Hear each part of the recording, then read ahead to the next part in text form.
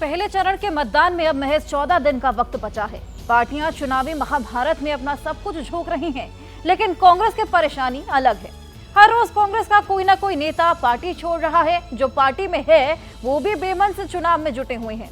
राजस्थान के बांसवाड़ा डूंगरपुर लोकसभा सीट से कांग्रेस ने नामांकन के आखिरी दिन उम्मीदवार तय किया, लेकिन जिसका नाम तय हुआ उसने पर्चा ही नहीं भरा।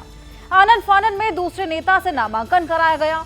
सवाल ये कि ऐसे रणछोड़ नेताओं के सहारे कैसे कांग्रेस बीजेपी का मुकाबला करेगी।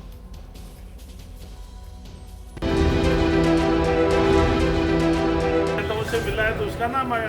कार्यकर्ताओं के सहयोग से, एक गरीब के सहयोग से, एक 36 कौम के सहयोग से डूंगरपुर बांसवाड़ा संसदीय सीट हम 100% जीतेंगे।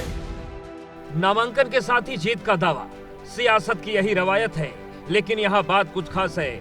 जिस सीट से जीत का दावा किया जा रहा है वो सीट है राजस्थान की बांसवाड़ा डूंगरपुर सीट।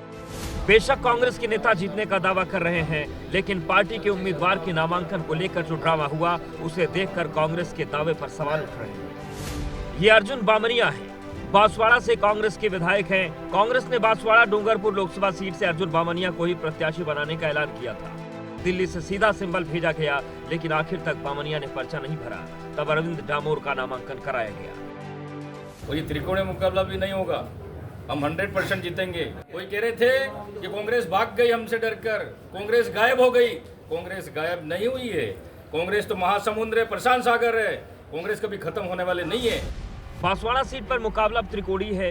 बीजेपी ने यहाँ कांग्रेस से आए महेंद्रजीत सिंह मालविया को उम्मीदवार बनाया है, तो दूसरी तरफ भारत आदिवासी पार्टी के राजकुमार रूत हैं। अब कांग्रेस के अरविंद डामोर भी मैदान में हैं।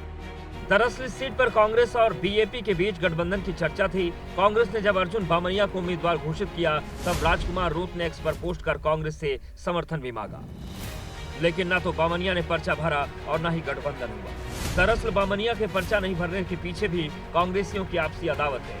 सूत्रों के मुताबिक बामनिया इस सीट पर बीएपी के साथ गठबंधन चाहते थे। बामनिया के बेटे बीएपी उम्मीदवार के नामांकन के समय उनके साथ थे, लेकिन गठबंधन की बात नहीं बनी और कांग्रेस ने अर्जुन बामनिया को ही उम्मीदवार बना दिया, तो बामनिया पीछे हट गए। अब वो युवा नेतृत्व को मौका देने की बात कह रहे हैं। मेरा नाम चले युवाओं के नाम से, मेरी उम्र होगी 60 साल। युवाओं के नाम से भाई अरविंद आया आगे, काफी समय से संघर्ष कर रहा है, सब नेताओं से मिला है तो उसका नाम आया। हमने उसकी नॉमिनेशन करा के उम्मीदवार घोषित कर दिया। राजस्थान में बामनिया पहले कांग्रेस नेता नहीं है जिन्होंने ऐन मौके पर रण छोड़ दिया हो। इससे पहले राजसमंद से कांग्रेस उम्मीदवार घोषित किए गए सुदर्शन रावत ने टिकट वापस कर दिया। विवाद के बाद जयपुर के उम्मीदवार सुनील शर्मा ने भी टिकट लौटा दिया था। जयपुर से उम्मीदवार बनाए गए प्रताप सिंह खाचरियावास ने भी सार्वजनिक तौर पर कहा कि वो चुनाव लड़ना नहीं चाहते थे।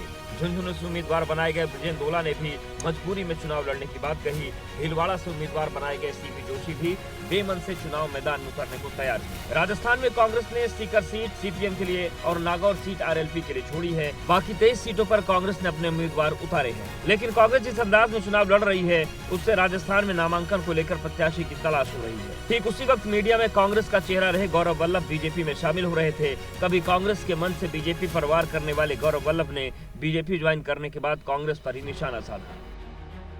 कई चीजें अननेगोशिएबल होती है, जिसके अंदर कोई किसी तरह की मिलावट स्वीकार्य नहीं है। तो राष्ट्र निर्माण, अर्थव्यवस्था, रोजगार और धर्म की रक्षा, इन चारों में अगर आयोटा भी प्रॉब्लम आई तो प्रोफेसर गौरव वल्लभ वहां पर नहीं रहे। पार्टी के लोगों को मैंने अवगत कराया।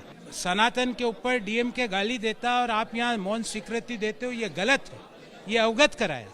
सिर्फ गौरव वल्लभ ही नहीं, पिछले चंद दिनों में कांग्रेस के कई नेता पार्टी छोड़ बीजेपी में शामिल हो चुके हैं। बिहार के नेता अनिल शर्मा, बॉक्सर विजेंद्र सिंह, पूर्व सांसद नवीन जिंदल, पंजाब से रवनीत सिंह बिड, गुजरात से अर्जुन मोढवाडिया, मुंबई से मिलिंद देवड़ा जैसे नेता कांग्रेस को टाटा कर चुके हैं। आप याद करें, जब कोई नौका डूबने लगती है तो उसमें जितने भी सवार लोग होते हैं जान बचाने के लिए बाहर आ जाते हैं।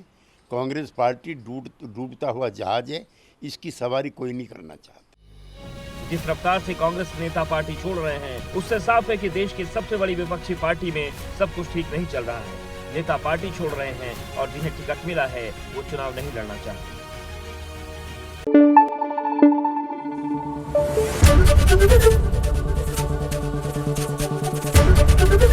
ABP News, आपको रखे आगे।